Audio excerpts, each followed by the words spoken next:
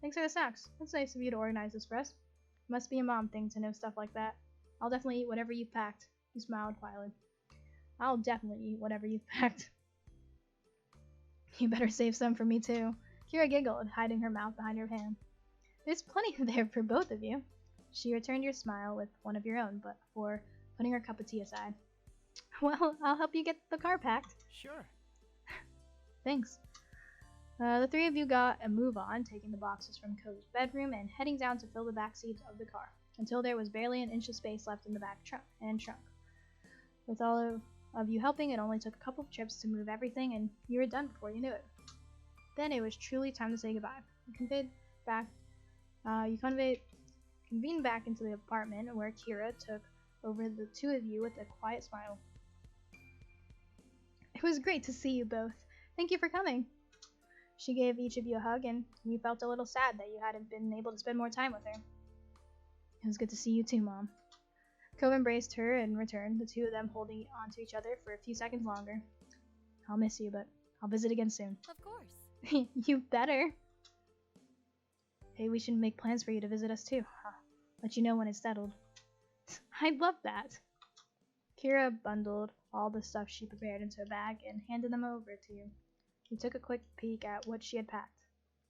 Ugh. Sorry about that. Oh. I already read that. Cool. There was fruits, nuts, seeds, and hard-boiled eggs, and some veggie sticks. Cool. Oh, good to see we've got some fresh food options now. The stacks I packed weren't. Kira shook her head at him and let out a soft laugh as she wouldn't have expected anything else. I seriously hope you're feeding yourself better than that at home. Yeah, of course, just not on trips. Wait, what did I just do? Okay, sorry, that just looked weird. I can live with that then. She looked over him fondly, her eyes at last focusing on his face and filling with emotion. I'm going to miss you, baby. Me too. Goodbye. Thank you for letting us come. We'll all be together again before you know it. You don't know what to say. Thank you for letting us come.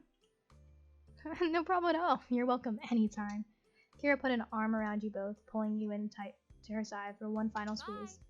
Have a safe trip. We will. With the last goodbye, you exited the apartment, though Cove hesitated for a moment in the door, his expression distant. You weren't sure what he was doing, though. You tentatively took a step towards him. Everything okay? Your voice seemed to bring him back to earth, and he shook his head to clear his thoughts, his green hair swaying from side to side. Yeah, let's go. With that, the two of you headed back down to the car, ready to make the long trip home. Soon enough, you were on the wide, open road with a car full of Cove's things and only one destination, Sunset Bird, California. The drive went as smoothly as could be expected, with the morning slowly creeping into midday as the miles flew by. After a while, you switched places with Cove and took over driving for a couple of hours. The day flew by in a whir of open road and sunshine, and before you knew it, it was early afternoon. By that point, you had already crossed the state line. Cove announced that he planned a little stop on the way home. He was quite pleased with himself as you arrived at the precipice. The Redwood National Park. Shaded beneath a canopy of enormous redwood trees, you drove along. When Cove parked the car, you pushed the door to get out, and the first thing you did was look up. Enormous redwood trees surrounded you, on all sides, their massive trunks shooting straight up into a canopy of foliage overhead. This is a dumb memory to look back on. I don't care about trees. There are too many of them to count, stretching on and on as far as you can see. You squinted against the sunlight that was peeking through the leaves and dancing on the paths around you. It's great, right? He smiled at you from over the roof of the car before glancing around the place fondly. Remember the trip our families took here that one summer? It was cool going on a journey and seeing the forest in person, even if we didn't stay very long. And I guess we can stay for even less this time, but oh well. It just seems like a good time to stop by. Who knows when we'll get another chance. His voice got a little softer at the end. It seemed to be bittersweet for him, being in a place he was so fond of, but not having the time to appreciate it fully. You were pleased to have stopped here. You felt pretty good about being there. You didn't mind either way. You would have preferred not to stop at all. Should I be honest? I'll be neutral.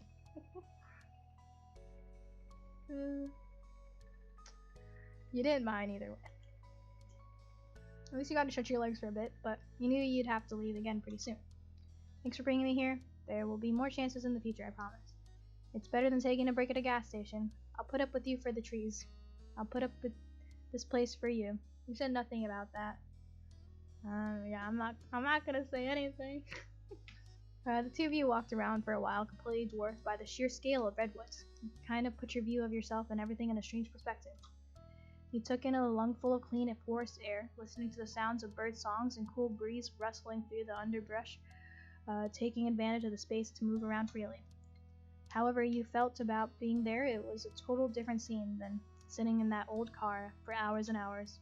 You wrapped an arm around Cole. You took Cove's hand. You felt Cove nudge your hand.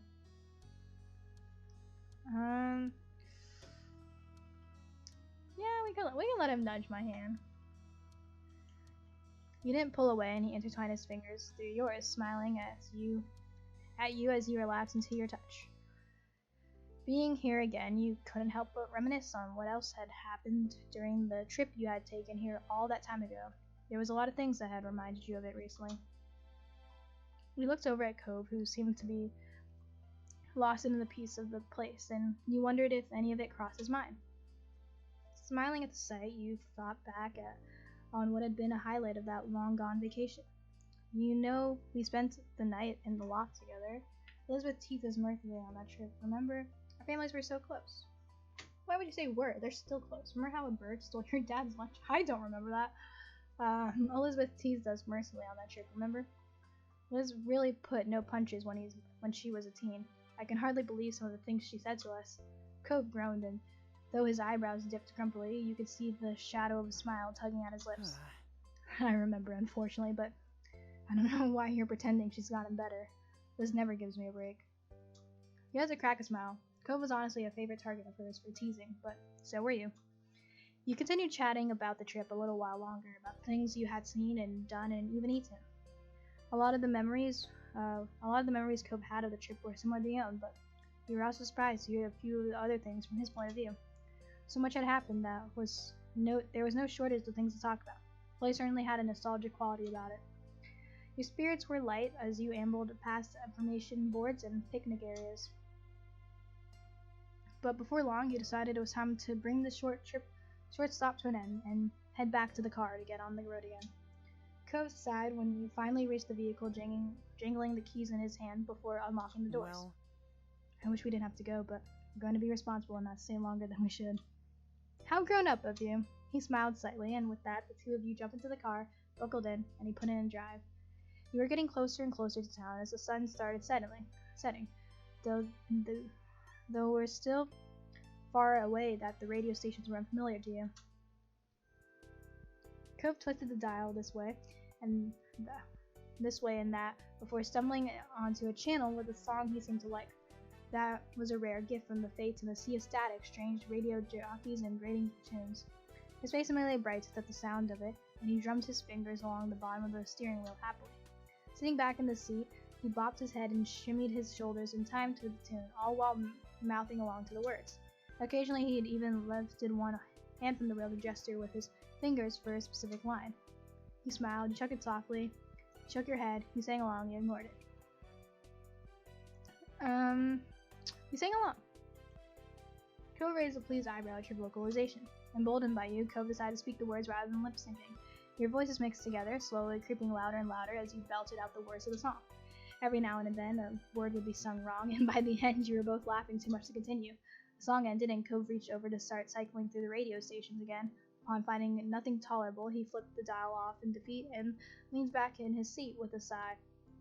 You rested your head on your hand and stared out the window as the sky darkened, watching the landscape slowly melt into more familiar views. The miles went on, and any energy you had earlier was beginning to drain away. You imagined home and your family. You'd be there together soon. You know, I've spent all these years living in Sunset Bird and taken a few weeks each summer visiting my mom in that second room. That's not gonna happen anymore. Not really. I mean...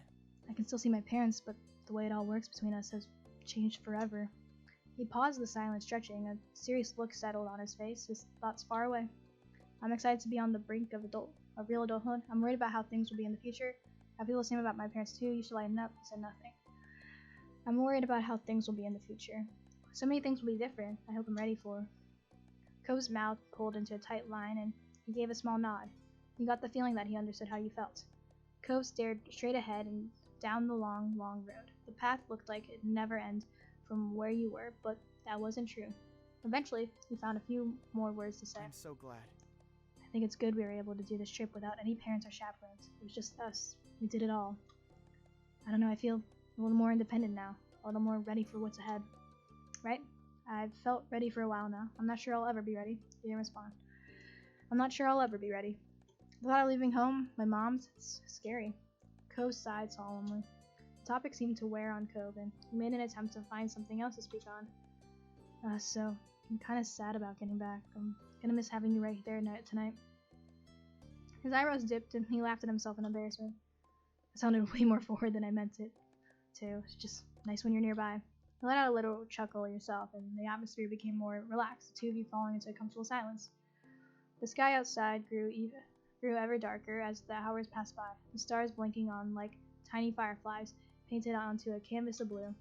The scenery continued, transitioning between open roads, industrial areas, and beach towns, becoming increasingly recognizable as time went on. You felt somewhat disconnected from the world around you, and as you watched it through your window, your tired mind going hazy. It was a strange, reflective feeling, but peaceful nonetheless. Soon enough, the world would be returning to you, and you'd feel your feet firmly on the ground. It couldn't be helped. The adventure would end, life would continue, but your memories would linger on. Oh, and then I guess this will be the end, right? Dang, this recording was super long. It's like, the more I went on to like steps and stuff, I guess that makes sense with like childhood, like it goes by in a blink, middle school, high school. And then summer ended. Wait, should we save? We'll save.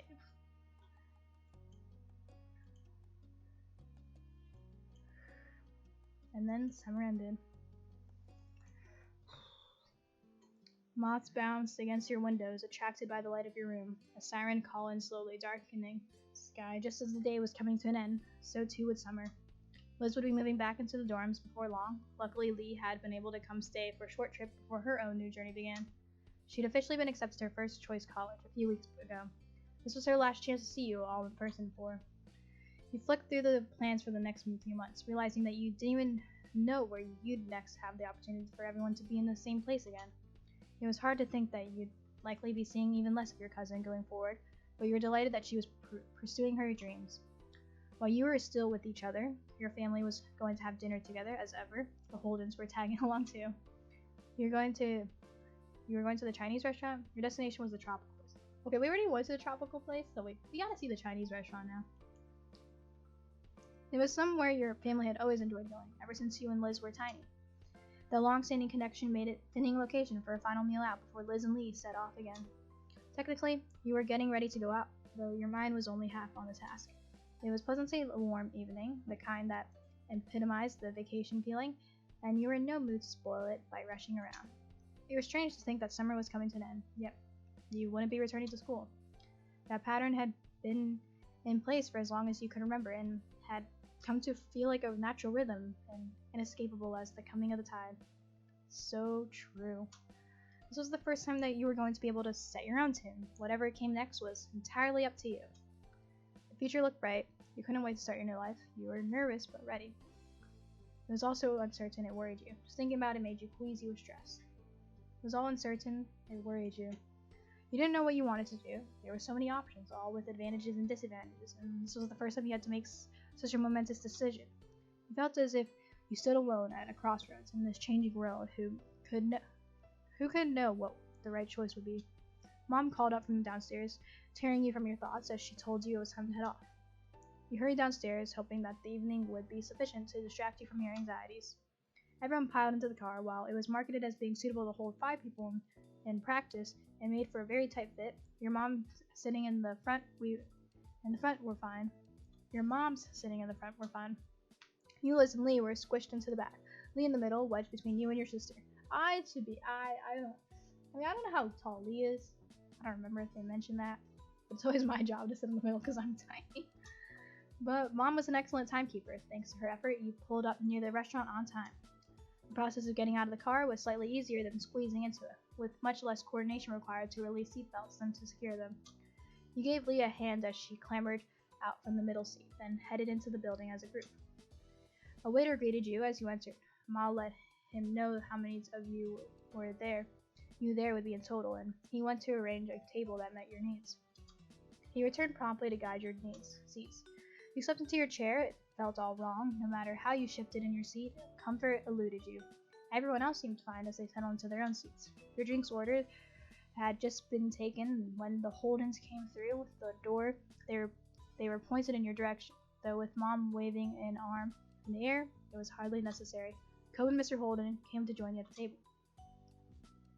As greetings were being exchanged, Cove took a seat opposite to you. It had been left empty by an unspoken acknowledgement that you and Cove would be wanting to sit together. Mr. Holden sat beside him.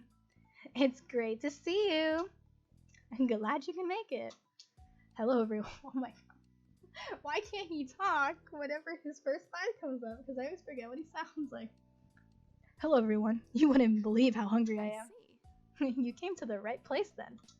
There was some laughter, though Liz groaned playfully, shaking her head at Mom's sense of humor. I wonder if it was just like too many characters and they're like, nope, just blur the background.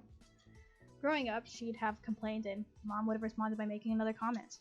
Liz had mellowed over the years, but still, she made a show of despairing at Mom's jokes. Her reaction to them had become a joke in its own right. Menus were soon passed around and temporary hush fell over the table as everyone read. It didn't last long, punctured by comments about what people had eaten here before and light chatter about what people were considering tonight. Once the waiter had disappeared with the orders, Cliff piped up. Okay. So I've got some good news. Kira's making a trip out here tomorrow. Whoa. Cove nodded, turning from his father to the rest of the table.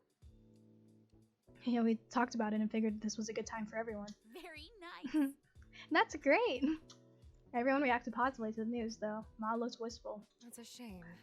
If only we'd known. Here we are, having a big meal without her. If we'd waited one day, she could have joined us. Mom patted Ma on the back gently, nudging her from the realm of possibilities and what-ifs, and back to the evening that was going so well. Chin up, Lee. Lee and Liz will still be here tomorrow. We'll just have to throw another get-together. Keep the fun train chugging along. Ma smiled warmly, taking Mom's hands in hers. That's true. There's plenty to celebrate right now, but there'll be more good news and good times on the horizon. Right. And speaking of, that's not all we've got either.